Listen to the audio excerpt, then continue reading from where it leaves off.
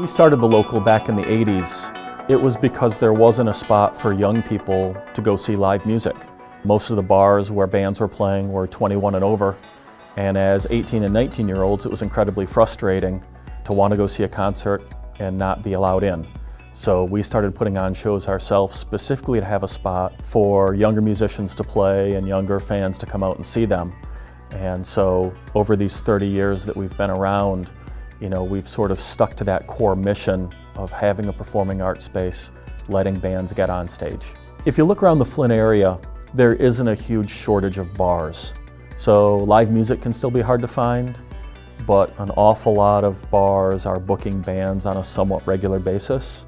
And so that doesn't strike us as an area of great need, but there really aren't any other dedicated alcohol-free all-ages spaces for bands to play. So we want to try and fill that gap, provide a spot for younger people to get on stage, or people that want to play in a spot that's focused on the music and not on the drink specials. The Local was down for a couple of years while we got a new building ready. We reopened in spring of 2012, and the big difference was, leading up to that, we were mostly a concert venue.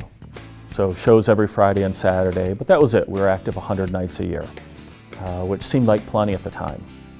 Once we acquired this new space in downtown Flint with a full second floor, we had a much better setup to do other kinds of events. So instead of just those 100 concert nights a year, we now have board game nights, stand-up comedy, film, dance, a makerspace. We're now doing over 320 events per year. So we've taken that baseline of being an alcohol-free performing arts venue and really expanded into more of a community center, and still focused on our core like 16 to 24 age group, but now lots more activities for young people down to elementary and middle school kids working with technology and robotics and learning how to solder and use 3D printers, up to an older demographic who are instructors in the makerspace, helping out at these different events. At the Local, we don't do auditions. You don't have to try out to play a show. You don't have to have a whole set of originals. You don't have to have a 45-minute set. If you're brave enough to come down and bang out 5 songs, then we will absolutely book you for a show.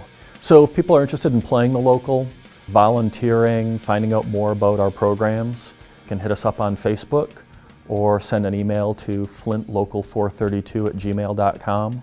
We're always interested in hearing from people who want to, learn more about the music business, but also just folks that need a spot to hold an event. As a venue, it seems really kind of personable and friendly and low-key, and it's a great spot. People who've never been to see a concert or an indie or a punk show, it's a great first spot to walk into, and most people that come down are awful comfortable with the vibe. Nobody cares where you're from or what you're wearing. Just everybody's there to see and support local music.